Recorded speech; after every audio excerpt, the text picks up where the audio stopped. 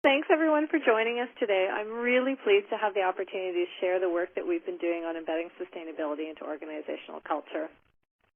In writing this report, we really tried to summarize what we know and also what we don't know about embedding sustainability into organizational culture. But we also wanted to try and provide a framework for thinking about the various practices that might support this process. The driving question for the systematic review that was commissioned was how do you embed sustainability into organizational culture? And I know all of you are familiar with the systematic review process, but I'll just take a moment to talk a little bit about how we did this. So initially, I worked with the Oversight Committee to develop a broad list of keywords, and these were related to the relationship between culture and sustainability, but also to other what we called potentially analogous cultural interventions. So we looked at things like health and safety, total quality management, ethics, and innovation, all from a culture change perspective. And then based on this big list of keywords, my team and I went out and located 13,756 academic articles, practitioner reports, and books. This was overwhelming at first, but we managed to pare them down to about 701 sources, exactly 701 sources, and of those we read each one in full.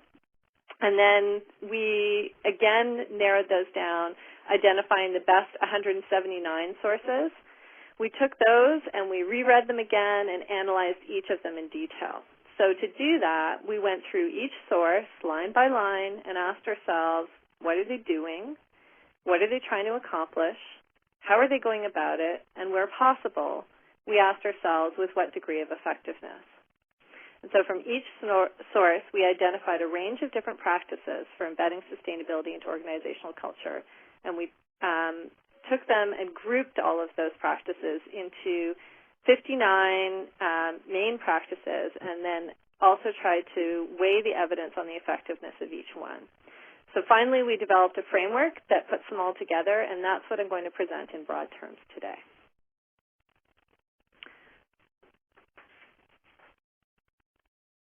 So here's our framework.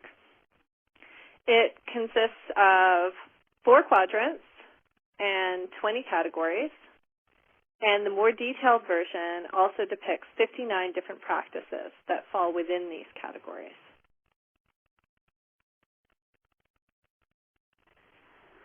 Zooming in on the category level, I want to talk a little bit about the axes that make up the framework, so how we've gone about organizing the data.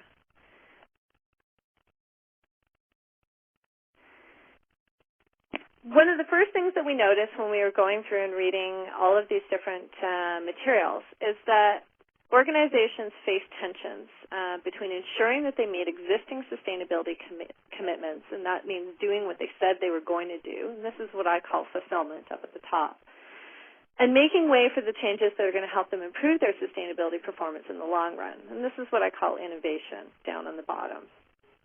So these two sometimes competing goals form the vertical axis of our framework. We also found that there were 2 different approaches to meeting these goals.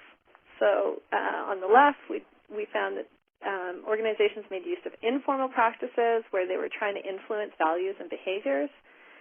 And they also made use of much more formal practices where they were trying to establish rules and procedures.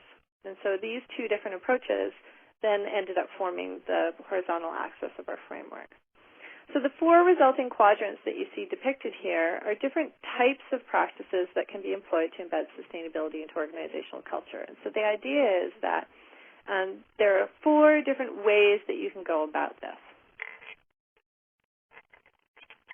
So the upper left-hand quadrant, which we've called fostering commitment, that relates to the informal practices that target fulfillment.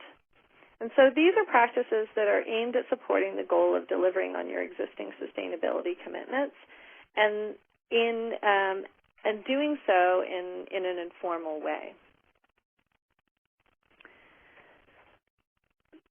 Just stepping back for a moment, in the report, each category is broken down into a set of core practices, and and then we indicate the level of empirical support for each practice. So supported practices, the ones that you can see there in green with a little check mark, are the ones that we that actually have received a fair degree of academic research, and we have found them to be effective based on that academic research. But you'll notice, for instance, in this quadrant, that there's only 3 of them. So in addition to looking to the academic literature, we also looked to practitioner literature, and we included many of the top sustainability practitioner-oriented books on the topic. And the reason we did this is we really found that that practitioner work is often leading academic work in this area right now. And had we not, you would see that we would be missing all of these other practices with potential. So the remaining practices that you see in black there, the ones without the check marks, those are practices that have been suggested either by academics or by practitioners. They haven't necessarily undergone a lot of rigorous academic testing yet, but they are areas where we need to think about learning more about this. So for each practice, so each of those 59 practices, we go through and provide a definition. And then we also provide a set of sample practices. And the reason we did this is one of the issues that we found in conducting this review was that this area is fairly new, and as a result of that, there are terms that often get used interchangeably. And so we tried to create a set of definitions and give some sample practices to really kind of lend clarity to the conversation so that we can distinguish between the different practices and start creating a common language both among practitioners and academics when it comes to this kind of work. So the next thing that we do is that we provide a detailed review of both the practitioner and academic literature on the topic. And finally, and I think most importantly, we provide an overall assessment of the level of empirical support for each practice. So just taking a look at this quadrant in particular, you see that we have with the category of engagement, this is things like supporting, educating, linking, challenging between business units, leveraging, capturing quick wins, and recognizing the work of those who are trying to bring sustainability to the organization.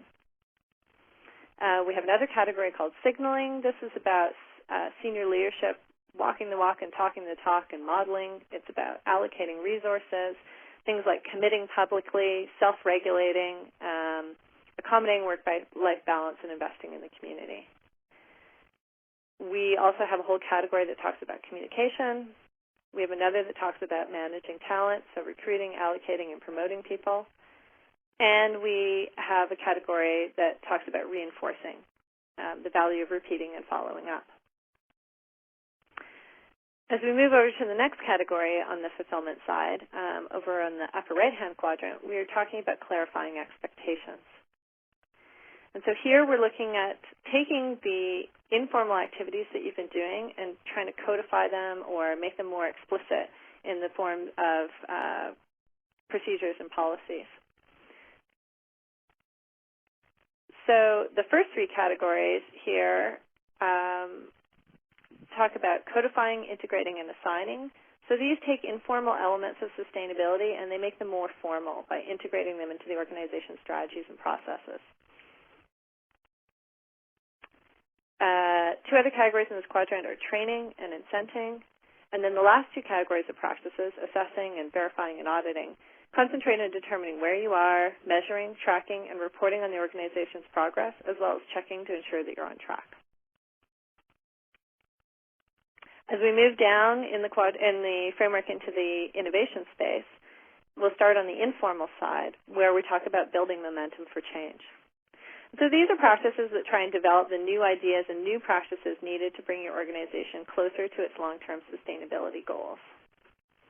So the kinds of things that we're talking about in this quadrant are raising awareness through framing and triggers, championing behaviors. We talk about inviting, asking, listening, and experimenting. It's work that the organization does around re-envisioning and also sharing knowledge.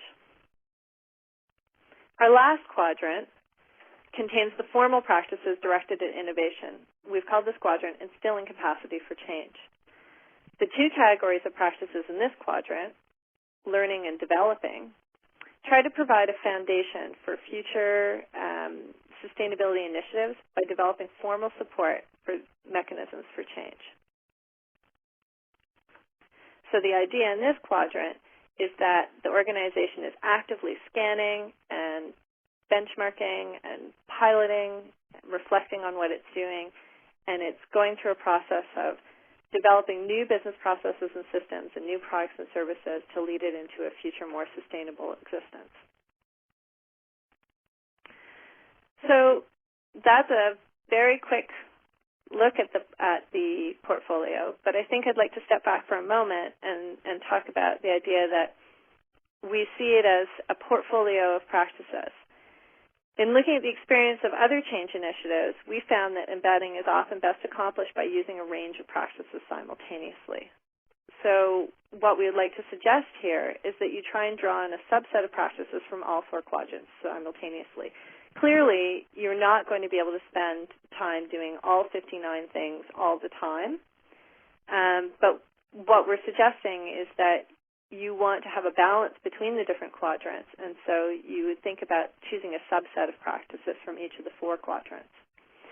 I just want to remind you that the full report breaks down each quadrant, each category, and each practice and provides guidance on how you can apply the framework in your own organization.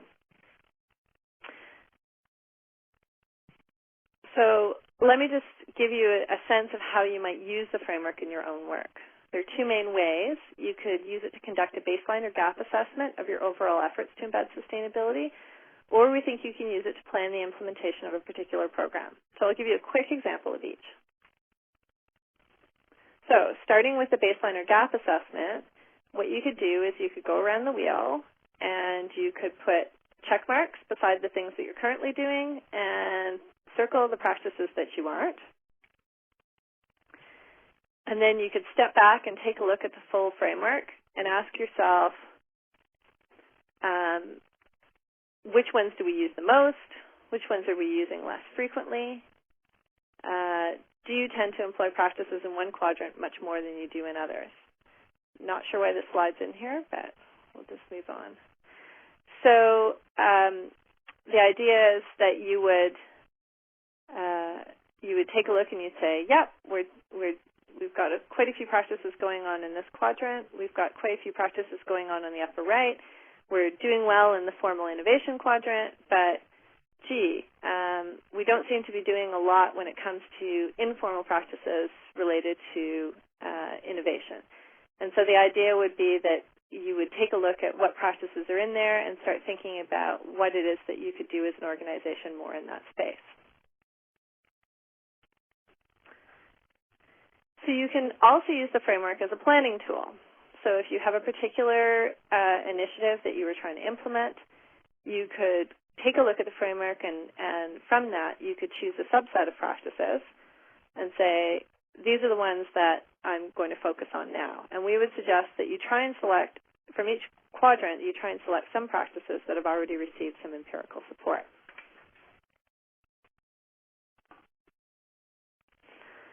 So next steps for the project. We're pretty excited about the framework. In the discussions that we've had thus far with practitioners, they seem to see that it has some potential for them. So I'm in the process of talking with a couple of different organizations about looking at this in detail, the work that they do. And the idea would be to get deeper into it and try and identify the real micro practices, and the academic term is dimensionalized, but basically that means to try and get a sense of what kinds of practices you would do first, what kinds of practices you would do as you move further along the sustainability journey. And then the idea is to develop a better tool out of this. And the idea is to have a tool that would be much more concrete, that would provide specific recommendations, and ultimately provide better guidance to practitioners.